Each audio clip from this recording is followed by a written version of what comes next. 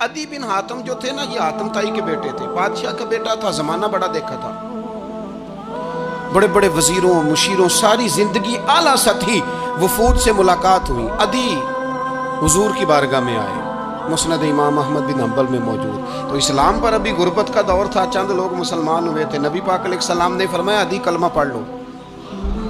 تو عدی کہنے لگے میں تو پہلے ہی ایک دین کا ماننے والا ہوں۔ حضور فرمانے لگے جس دین کے تم ماننے والے ہو اس دین کو میں تم سے زیادہ جانتا ہوں۔ حضور فرمانے لگے جس دین کے تم ماننے والے ہو اس میں کیا یہ لکھا ہے کہ مال غنیمت کا چوتھا حصہ کھا جاؤ؟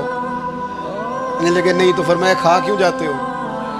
عدی کہتے ہیں چونکہ یہ ہمارے اندر کی بات تھی بادشاہوں کی، تو میں نے فوراً سر تسلیم خم کر دیا، میں نے فوراً سر جھکا دیا، میں نے کہا آپ بات ٹھیک کر رہے ہیں۔ حضور فرمانے لگے اب اگلی بات بھی کروں یا رسول اللہ فرمائیے؟ فرمایا پتہ ہے تم دین کیوں نہیں قبول کر رہے؟ یہ بھی مجھے پتہ ہے۔ یا رسول اللہ کیوں؟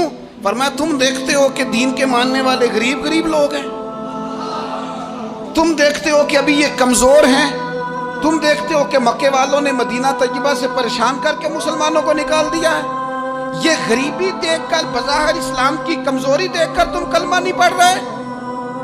حضور فرمانے لگے عدی مقام حرا کا نام سنا ہے؟ بڑی دور تھا علاقہ، وہ مقام حرا کا نام سنا ہے؟ عدی کہنے لگے حضور سنا ہے پر وہ جگہ دیکھی نہیں۔ محبوب فرمانے لگے سن، میں وہ وقت لے کے آؤں گا، میرا دین اس طرح نافذ ہوگا کہ ایک عورت مقام حرا سے اونٹنی پہ اکیلی بیٹھے گی اور اکیلی آئے گی اور آ کے بیت اللہ کا طواف کرے گی، سوائے اسی اللہ کے کسی کا خوف نہیں ہوگا، رب کے علاوہ کسی سے نہیں ڈرے گی۔ یہ دور آئے گا، تو دیکھ رہا ہے کہ صرف مکے پہ حکومت نہیں دنیا پہ مسلمان چھا جائیں گے۔ اور حضور فرمانے لگے کسرا کا نام سنا ہے؟ کہا حضور وہ تو بظاہر اس وقت بڑا تگڑا بادشاہ ہے۔ فرمایا اس کے علاقے بھی فتح ہوں گے، وہ خزانے مسلمانوں کے پاس آئیں گے۔ اور فرمایا تو تیسری بات نبی پاک نے بیان کی، فرمایا تو یہ دیکھ رہا ہے کہ مسلمانوں میں غربت ہے؟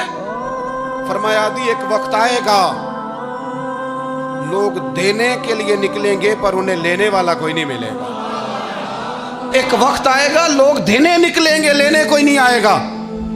عدی کہتے ہیں کہ میں رسول کریم کا کلمہ پڑھ کے مسلمان ہو گیا، اور پھر زیادہ دور نہیں گزرا، عدی رویا کرتے تھے، حاتم تائی کے بیٹے عدی رویا کرتے تھے اور رو کے بتایا کرتے تھے لوگوں وہ جو حضور نے فرمایا تھا نا بی بی حرا سے چلے گی اور طواف کرے گی، وہ بی بی میں نے اپنی آنکھوں سے آتی دیکھی، میں نے اس تنہا عورت کو حضور سید عالم کی پیشن گوئی کے مطابق بیت اللہ کا طواف کرتے دیکھا، اسے سوائے اللہ کے کسی کا ڈر نہیں تھا۔